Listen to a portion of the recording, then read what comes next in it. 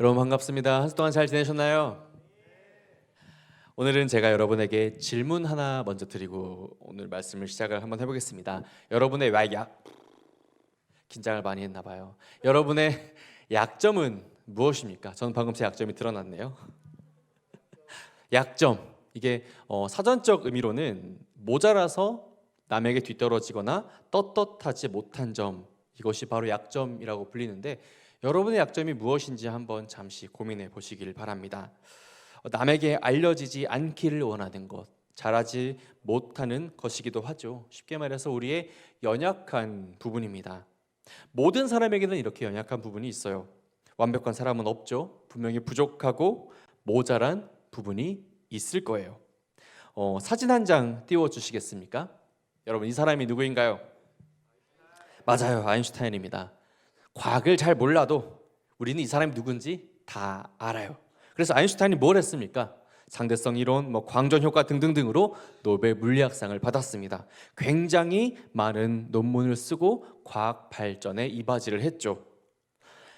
근데 제가 문과라서 딱 한마디로 한 줄로 요약을 하면 진짜 똑똑한 사람이지 않습니까? 근데 이 똑똑한 사람이, 아인슈타인이 어느 날 기차를 타러 강연을 하러 갔대요. 기차가 출발한 지 얼마 지나지 않아서 기차표를 이제 검수하는 승무원이 이제 표를 검수를 하는데, 이제 아인슈타인도 자기가 가진 기차표를 보여주기 위해서 찾지 않았겠습니까? 그런데 이 표가 어디다 뒀는지 아무리 찾아도 기억이 안 난다는 거예요. 그래서 한참 표를 찾는 사이에 승무원이 아인슈타인에게까지 왔어요.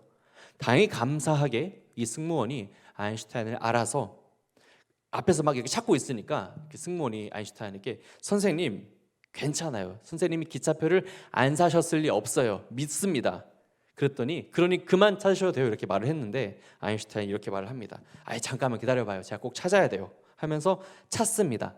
한참을 그렇게 찾았는데도 안 보여요. 그런데 찾았더니 승무원이 아인슈타인에게 왜 그렇게 찾으십니까? 라고 물었더니 이렇게 말을 했습니다. 그 기차표를 봐야지 제가 어디로 가는지 알 수 있어요. 이렇게 말하고는 계속 표를 찾았다고 합니다. 그것뿐만이 아니었어요. 아인슈타인은 20년 동안 한 집에서 살았다고 하는데 끝끝내 자기 집 주소를 외우지 못했답니다. 그래서 종종 가는 길도 잊어버리고 다른 사람의 도움을 받아서 집으로 돌아갔다고 하죠. 그 똑똑했던 아인슈타인, 얼마나 똑똑한 사람입니까? 그 똑똑했던 사람도 기억력이 좋지 않은 것이 그에게 약점이었을 것입니다. 아무리 우수한 돈을 가졌다고 하더라도 다른 쪽에는 부족한 부분이 있어요. 아무리 건강한 사람이라 하더라도 병에 걸릴 수 있죠. 뿐만 아니라 사람들과 친교를 잘 하지 못하는 사람도 있을 수 있고, 육체와 정신의 연약함을 가진 사람도 있을 거예요. 즉, 우리는 완벽하지 않습니다.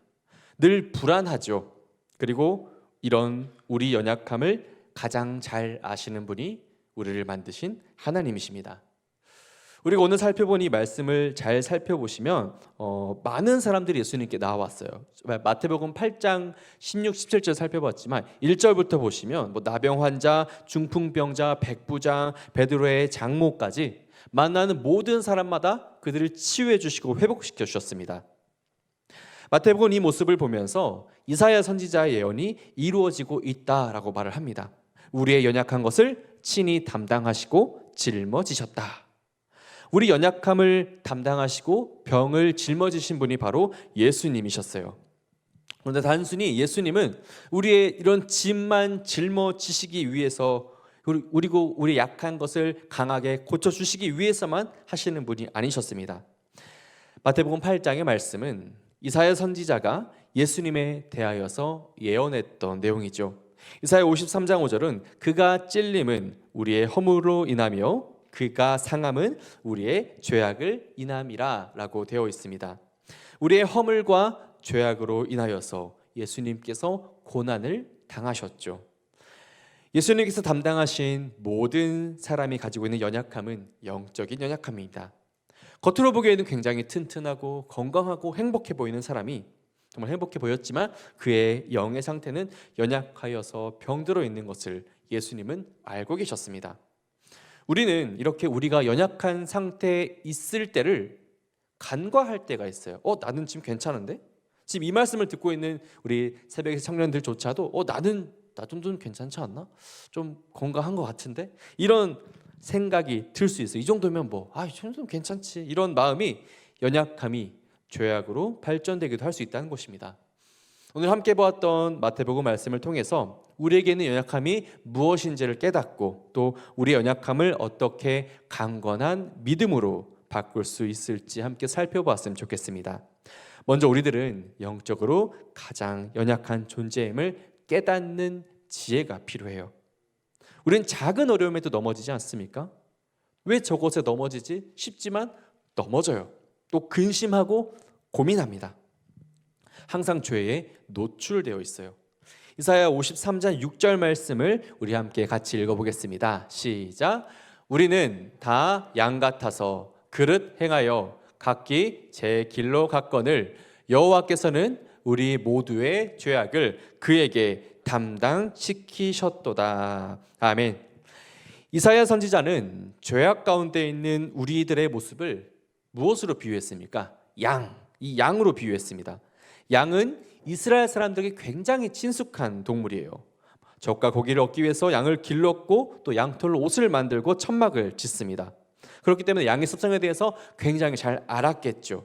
근데 이 양은 굉장히 연약하죠. 그래서 이사야 선지자는 양들을 향해서 그릇 행하여서 잘못해서 제 갈 길로 간다. 지 가고 싶은 대로 간다라는 것이죠. 눈이 나빠서 눈앞에 있는 풀을 뜯다가 절벽에서 떨어지기도 하고요. 또 길을 잃어버리기도 합니다.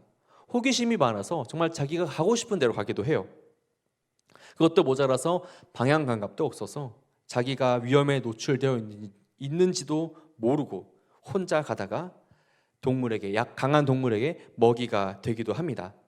그런데 지금 이스라엘을 비롯한 사람들의 이 연약한 모습이 마치 무지하여서 어리석게 행동하는 양과 같았다라고 이사야는 말하고 있죠. 모든 사람에게는 이렇게 영적인 연약함이 있습니다.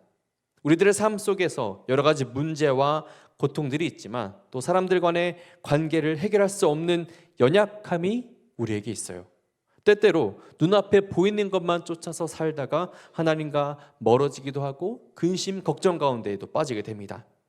그런데 가장 중요한 것은 그게 문제인지도 모른 채 살아가는 것이죠.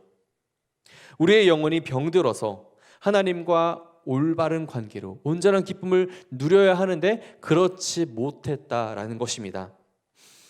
사도행전에 보시면 물질에 관하여서 연약함을 가진 아나니아와 삽비라 부부가 나옵니다. 그 두 사람은 예수님을 믿는 사람이었어요. 그런데 돈이 없어서 연약했을까요? 아니었어요. 이들은 예수님을 정말 기쁘게 믿고 자신의 모든 것을 전 재산을 팔아서 하나님께 바치겠다고 약속한 사람들입니다. 얼마나 대단한 사람들입니까? 자기 전 재산을 그렇게 할 수 있는 것은 엄청난 결단이 필요하지 않았겠습니까? 그런데 여기서 그들의 연약함이 드러난 거예요. 자기 재산을 다 팔았습니다. 진짜 다 팔았어요. 그리고 그 판 돈을 받았어요. 손에 쥐어봅니다. 그때 하나님께 드리는 게 아깝다라는 생각이 들었습니다. 그래서 일부만을 가지고 베드로에게 가죠. 베드로가 묻습니다. 이것이 당신들이 약속한 돈의 전부입니까? 그랬더니 아나니아 삽비라가 이렇게 대답을 하죠. 네, 이것이 전부입니다.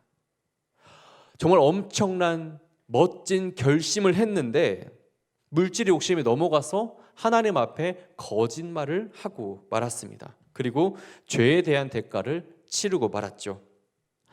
이 연약함은요, 누구에게든지 또 어떤 형태로든지 있어요. 제가 제 아들 우주 얘기를 아주 잠깐 하면 저희가 이제 밥을 먹이기 전에 초콜릿이나 사탕을 안 먹이려고 합니다. 물론 이것을 굉장히 사랑하는데 이걸 먹으면 밥을 안 먹어요.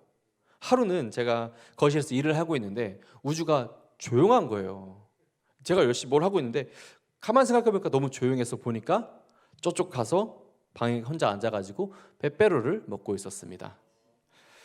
어쩐지 조용하다 했어요. 그래서 제가 너무 이제 곧 밥을 먹어야 되니까 좀 약간 화가 나서 막 이러고 있으니까 우주가 안 먹었어요 라고 하는 거예요. 저한테 입에 초코를 이렇게 묻혀놓고는 안 먹었어요 그러는 거였어요.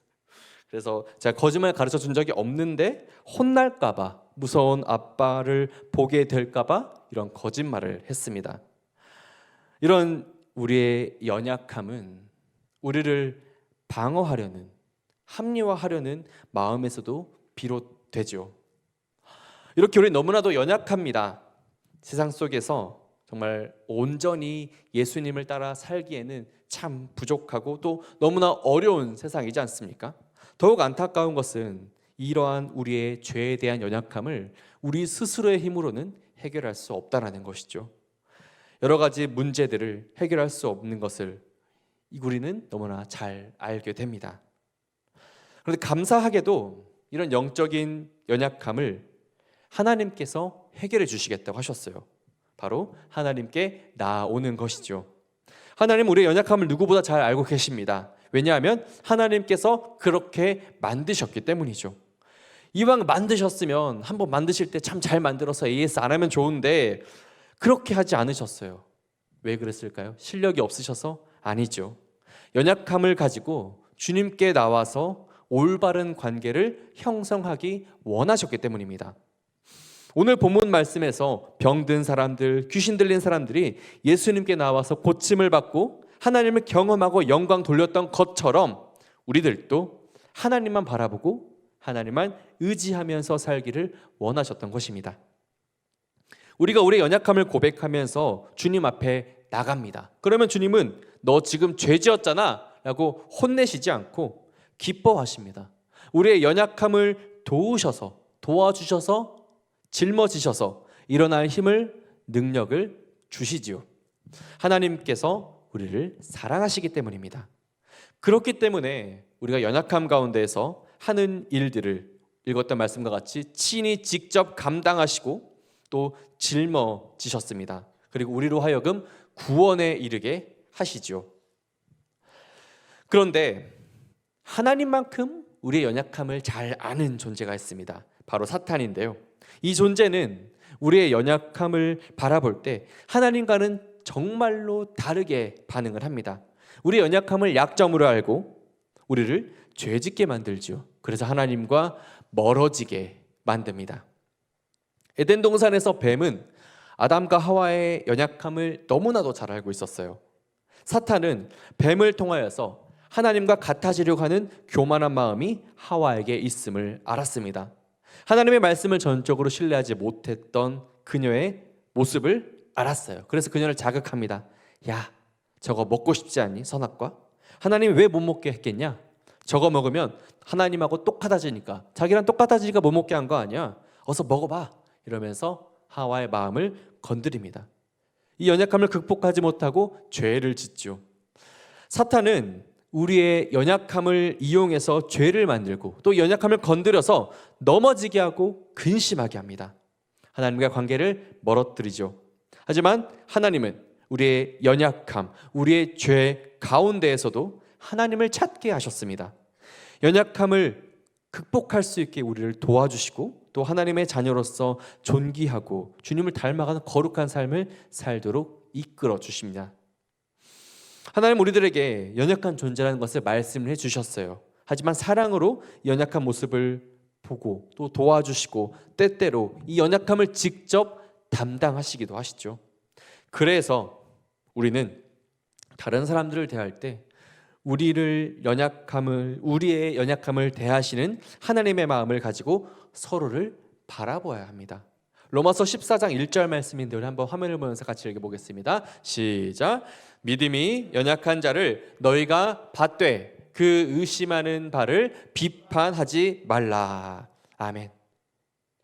연약한 우리들은 서로에게 실수를 합니다. 그럴 때 우리는 서로 야, 너 지금 잘못했잖아, 너 죄 지었잖아 비판하고 정죄하는 것이 아니라 나에게도 어떤 부분에 있어서는 더 심각한 연약함이 있겠구나 라는 것을 깨달아야 합니다. 그리고 우리의 연약함을 담당하시는 예수님을 떠올려야 하죠. 우리가 육신적으로 연약하고 또 병들어 있는 아픔 가운데 있는 분들을 보면 어떻습니까? 어떤 마음이 듭니까? 도와주고 싶죠. 빨리 낫기를 바라며 또 때로는 약을 준다던가 격려를 하거나 함께 기도도 하지 않습니까? 그런데 영적으로 연약한 가운데 있는 이들을 향하여서는 어떠십니까? 그들을 향하여서 정죄하고 넘어지게 만드는 것이 아니죠. 사랑을 가지고 긍휼한 마음을 가지고 돌보아야 하지 않겠습니까? 관계의 온전함은 서로 완벽해서가 아닙니다. 모두가 부족하기 때문에 더욱 노력하고 돕고 모자란 부분을 채워가면서 온전함을 이루어가는 것이죠. 이것은 예수님께서 우리들의 연약함을 보셨을 때 행하신 일들이었습니다. 이제 우리들도 이런 모습으로 서로의 연약함을 돌보고 더 사랑하셨으면 좋겠습니다. 이제 말씀을 정리하겠습니다. 하나님은 우리 연약함을 누구보다 잘 아시는 분이셨습니다. 그리고 그 연약함으로 인해서 죄와 허물 가운데 우리가 빠져 있는 것을 보셨어요. 사탄은 이 연약함을 보고 죄를 짓게 만들고 그것을 가지고 정죄하며 절망에 빠지게 합니다. 그런데 예수님은 그렇지 않으셨어요. 오히려 우리의 연약함을 너무나 잘 아셨지만 그것을 가지고 정죄하신 것이 아니라 그 연약함으로 오게 되는 죄와 허물, 정말 연약한 모습 모든 것을 감당하시고 우리를 죄에서 건지시고 하나님과의 관계를 올바르게 세우셨습니다. 성경에서 어리석어 보이는 양의 모습이 정말 어리석어서 자기 갈 길로 행하고 눈앞도 보이지 않아서 뜻대로 행하는 그 모습이 바로 우리들의 모습이었습니다. 모두가 자기 자신이 맞는 줄 알고 자기 뜻대로 살아가는 존재가 바로 저와 여러분이지 않습니까? 작은 바람과 파도와 어려움에도 흔들리고 근심하는 존재가 우리들이지 않습니까? 그렇기 때문에 우리는 날마다 나의 연약함을 인정하고 우리를 도우시는, 우리를 살피시는 하나님 앞으로 나아가야 할 것입니다. 여러분들의 가정이나 또 모든 환경이나 직장에서 사람들 간의 관계 속에서 일어나는 감당할 수 없는 일들을 보시면서 하나님 앞에 나아가야 하죠.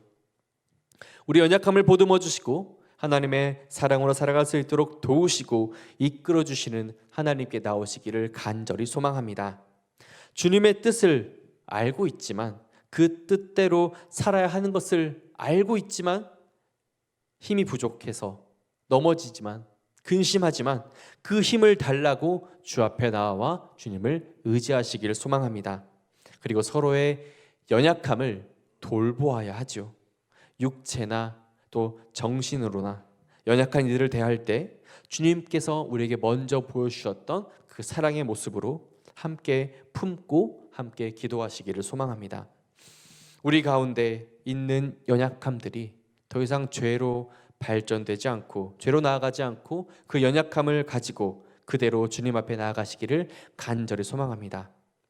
죄로부터 건져주시고 우리들의 삶을 회복시켜 주시는 하나님의 사랑과 구원의 능력을 경험하는 사랑하는 새벽의 청년 되시기를 간절히 소망합니다. 그래서 하나님과의 관계가 날마다 새롭게 친밀하게 되기를 우리 주님의 이름으로 간절히 축복합니다.